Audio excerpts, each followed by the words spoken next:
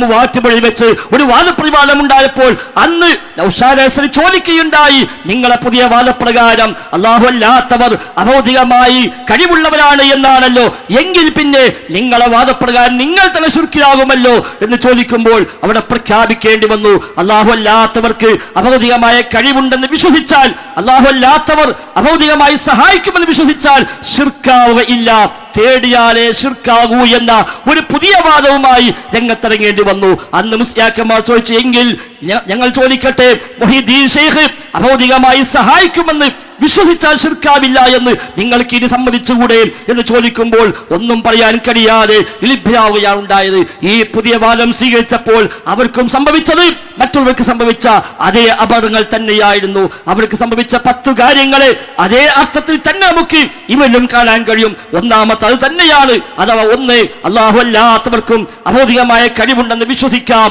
അല്ലെ വിശ്വസിച്ചാൽ ശിർക്കല്ല എന്ന് ശബാബ് എഴുതിയ, അതുവരെ സമസ്ത പറഞ്ഞ അതേ വാദം മൂവാറ്റുപുഴ വെച്ച് പരസ്യമായി പ്രസംഗിക്കുന്ന സാഹചര്യം ഉണ്ടായി. രണ്ടാമത്തെ പോയിന്റ്, യഥാർത്ഥ മുജാഹിദുകൾ മുഴുവൻ മുശ്രിക്കുകളായി ശിർക്കിന്റെ ആളുകളായി മുദ്രകുത്തുന്ന സാഹചര്യം ഉണ്ടായി. മൂന്നാമതായി, പല ആയത്തുകളെയും പല ഹദീസുകളെയും അവർ ദുർവ്യാഖ്യാനിച്ചു. സൂറത്തുൽ ബഖറയിലെ ആയത്ത് ഒരു കഷ്ണം മുറിച്ചിട്ടാണ് ബാക്കി ഓതാൻ ധൈര്യം വന്നത്. ഒരു ഉദാഹരണം മാത്രമാണ്. പല ഹദീസുകളും പലതും അവർക്ക് അസ്വീകാരയോഗ്യമായി മാറി. വൈകുന്നേരമായാൽ ജിന്നുകളുടെ വ്യാപനമുണ്ട് എന്ന ഹദീസിനെ ഒരു മൗലവിയുടെ തട്ടിവിടലായിക്കൊണ്ടാണ് അഴിഞ്ഞിലം സമ്മേളന സുവനീറിൽ ലേഖനമായി വന്നത്.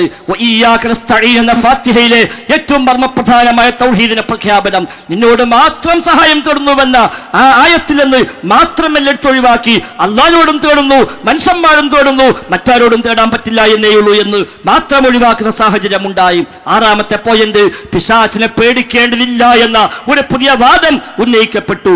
ഏഴാമത്തെ പോയിന്റ്, ശിർക്കല്ലാത്ത പലതിനെയും ശിർക്കാണ് എന്ന് അവർ സ്വന്തമായി വ്യാഖ്യാനിച്ചു കൊണ്ടുവന്നു. എട്ടാമതായി,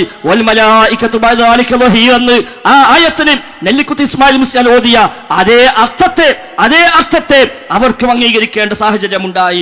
ഒമ്പതാമത്, ആയിരക്കണക്കായ ഹദീസുകളെ നിഷേധിച്ചു തള്ളിയ ആളുകളുമായി ഐക്യപ്പെടാൻ കൂട്ടുകൂടാൻ യാതൊരു മടിയുമില്ലാതെ അവരുമായി ഐക്യപ്പെടുന്ന സാഹചര്യം ഉണ്ടായി. പത്താമതായി, ദഅവത്തിന്റെ പ്രബോധന മേഖലയിൽ നിന്ന് പൂർണ്ണമായും പുറകോട്ട് പോയി. ഇന്ന് അവർക്ക് തൗഹീദ് പറയാൻ സാധിക്കുന്നില്ല, ഇത് ദഅവാ രംഗത്തില്ല, ഇന്ന് എവിടെയും അവർക്ക് ജിന്നാണ്.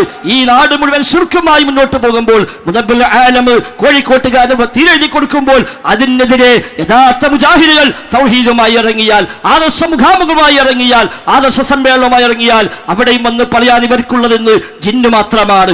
ഈ കോൺഫറൻസിന്റെ ഭാഗമായി 500 സ്ഥലങ്ങളിൽ തസ്ഫിയ എന്ന ആദർശ പ്രഭാഷണങ്ങൾ, ഇന്നേ വരെ മുജാഹിദുകളുടെ പ്രഭാഷണം നടക്കാത്ത പ്രദേശങ്ങളിൽ ചെന്ന് ഈ തൗഹീദിലേക്ക് ക്ഷണിച്ചപ്പോൾ അവിടെയും ചെന്ന് ജിന്ന് പറഞ്ഞ് സമസ്തക്കാർക്ക് വളം വെക്കാനാണ് ഇന്ന് അവർക്ക് സാധിക്കുന്നത്. ജിന്നില്ലാതെ ജീവിക്കാൻ കഴിയാത്ത ആളുകൾ എല്ലാ സമയത്തുമായി ഇറങ്ങിയപ്പോഴാണ് ഈ വിഷയം പ്രബോധന വിഷയമാക്കാത്ത വിസ്ഡം ഇസ്ലാമിക് ഓർഗനൈസേഷൻ ഇത് പറയേണ്ട ഘട്ടം വന്നപ്പോൾ ഈ ഒരു ഘട്ടത്തിൽ പറയേണ്ടതാണ് എന്നതുകൊണ്ട് മാത്രമാണ് ഈ വിഷയം ചർച്ചക്കെടുത്തത്.